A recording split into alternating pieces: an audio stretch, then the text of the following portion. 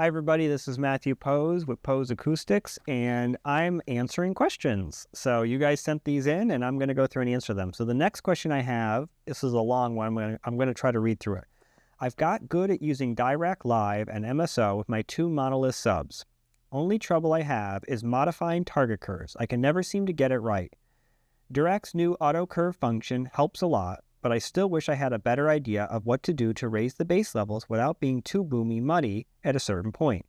Too much more than plus 4 dB at the bottom end with minus 1.7 dB in the upper frequencies, and it loses its clarity even though I still feel like it's too thin in certain frequencies. Things clean up a little when I taper off the bass a bit below 20 Hz, but I still feel like my target could be better. The more I mess with it, the more off it starts to sound. How do you go about finding the correct target curve? I've listened to you explain it a bit in the past in Audioholics, but I feel like the topic deserves an in-depth video on your channel as well. Would love to hear more from you on that. All right, I don't know if this is going to be that in-depth video that you want, but I'm going to get into this, and this is actually a multifaceted problem that you've brought up. So I'm going to answer the question you've asked, but I'm also going to say that I suspect strongly that the question that you've asked, that the answer is not related, basically. That was very convoluted, sorry. I think that the answer to your problem is not related to the question, the target curve. So let's talk about target curves.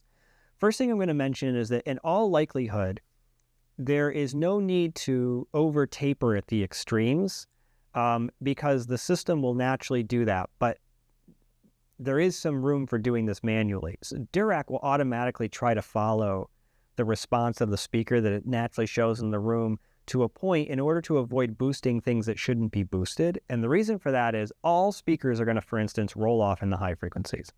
And if you tried to make it flat, you're going to be applying so much boost in the tweeter range that you will blow that tweeter. The distortion is going to go through the roof. You're going to lose a lot of dynamic range. And it's actually probably not going to sound very good because that roll off is actually normal and natural. It's a part of what happens to speakers in a room, period. So Dirac has that built in, Trinnov has that built in, actually most systems, Odyssey has that built in too. It didn't always used to be the case. Odyssey used to try to make it totally flat and it is sometimes prone to blowing. Having said that, A, you can manually override that so you can blow your tweeters, and B, it doesn't always get it right. So there is some value in making sure that you're to a point following that a little bit.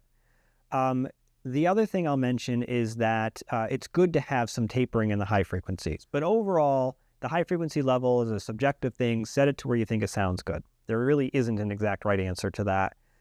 In the low end, there's a lot to unpack with this one. In all likelihood, I think some of this is acoustic. So you've got to remember, Dirac Live, not a replacement for room acoustic treatments. It cannot fix the acoustics of the room.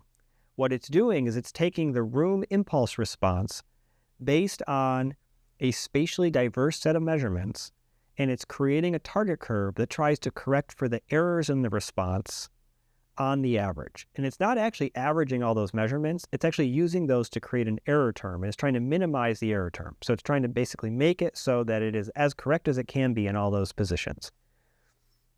So if you've got some boom, it's probably too much decay, not enough decay, too much ringing in the low frequencies. And while getting rid of peaks and dips can get rid of those frequency-specific ringing, the overall rate at which it rings out in the room is still probably too high. That's my guess, but I'd have to see what you've got to know that for sure. Having said that, so a story that was relayed to me by Todd Welty, we were talking one time and I said to him, in that study that you guys did on target curves, how did you come up with that shape? Because it doesn't really match the shape that I would expect to have been tested. And we got into a conversation. So a speaker has a natural kind of wedge shape to it in room. And because of directivity changes in a speaker, the fact that the tweeter begins to beam and the woofer becomes more omnidirectional, it's not a perfect wedge. It would be if you had a speaker that had a perfect directivity index, a perfectly flat one. But because a speaker doesn't have a perfectly flat directivity index, what you tend to see is that there's like a ramp shape in the bass, there's a flat area in the middle, and then there's another ramp shape down in the treble. And that's what I would expect the target curve to look like as well. And I would want to make a response smooth to that target curve. So I said to him, why didn't you guys do that? He goes, oh, no, we tested that actually. And it was one of the ones we included. It just wasn't preferred. And the reason was once the bass level had been raised enough that people thought the bass was right, it caused too much of a rise in that kind of lower mid bass region. And so somebody else who was part of the team, who I believe has since left, had made a suggestion based on his experience in the pro audio world doing tuning of systems, where he said that if they created this sort of shelf in the low frequencies, you could move the inflection point and create like kind of a dog leg shape that could be changed such that people kind of prefer the response and the bass doesn't get as boomy. So they tried that and it turned out to be right. That was the preferred shape. So that's what has sort of basically become what people call the Harman curve. It was just something they tried out. Now, that doesn't mean everybody likes that or that's the one you should do. It just means that that was the one that in that study, the most people on average tended to prefer. And it's one where you can play with the level of that bass shelf and change it. Now, here's the thing to remember. You can also change the point at which the bass starts to rise. So boominess is such a generic term, and it's so hard to know what somebody means by that, that I don't want to say this definitively, but often boominess is perceived more in that upper bass range, between around 50 and 150 hertz. And so changing where the bass rise happens can be a good idea. And if you're hearing some boominess or chestiness, so the male vocals sound like they're too boosted, I would shift that down. Now, if that isn't what you mean by that, and you actually mean that there's boominess like there's ringing, again, I would want to know what's going on in the low frequencies. Remember that Dirac doesn't always get it right. I've had situations where Dirac is showing me this like perfect looking curve. I do my own independent measurements in the same locations that it was measured at. I do my, averaging of it, and they don't match. And so that could mean that basically Dirac, because remember what Dirac is showing you is a prediction of what it's going to be based on the correction that's created. It's possible that there's things it's picked up that it thinks it can correct and it can't. And so it's tried to correct it, but it's still not good. And in those situations, room acoustics, moving the speakers, moving the subs, or changing how the subs are set up, all may be necessary. But assuming that MSO has been done correctly, and Dirac was then applied over that done correctly, and the end results look good, playing around with the low end there could be a good idea as well. But adding back in a ramp shape can sometimes be a good idea. Now, there was a clue in this comment that makes me question if this is what's going on and it's something else. And that was, you said you rolled off below 20 hertz or around 20 hertz and it improved it. This goes back to the acoustic idea. It may not be a modal issue. It may not be a low frequency level issue. It may actually be a bass buildup issue.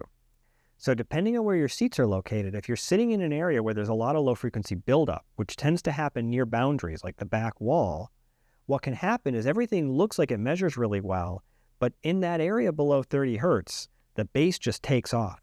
So if you've got very stiff walls, like in a basement or with concrete walls, you're sitting pretty close to them, like within a meter or two, especially if you're within a meter, your problem may actually be an acoustic one. And rolling the bass off is helping because you're reducing the strength of that bass at that decay level, but it's not the right solution. The right solution, unfortunately, is you got to get yourself away from the wall. You've got to move yourself a good enough distance to stop that. Bass traps would help in theory, but you got to remember, we're talking 20 hertz. So who makes a bass trap that works at all at 20 hertz? The answer is nobody. There are no bass traps that can do that. So there's not really a solution to that. Art would help with that. And if you have Dirac, so you'd have to upgrade to a device that supports Art, which right now remains basically, as far as I mean, NAD came up with something that apparently is going to support it, but it doesn't right now. So that means Storm is it. Or Trinov's waveforming could do that. You still generally want to be a meter or more from the rear wall, but those two systems are quite effective at reducing the amount of bass difference between the rows. So going back to what I said, I think that that's probably what's going on there. But in terms of how you set target curves, you want the middle to be pretty flat. That's pretty typical. You don't want to be putting in any sort of peaks and dips in there on purpose. That's just adding color. If you want to add color, I don't know what to tell you. That's on you. There's no reason to be doing that. In the treble, you're going to be changing the slope. How much you change that slope is going to affect how you perceive it. A lot of older people who, as you get older, you lose more high-frequency hearing. So people who have more high-frequency hearing loss, which tends to be more true of older individuals, older really is anything over 40 in this case, but as you get older, each decade, you're going to see more significant high frequency loss.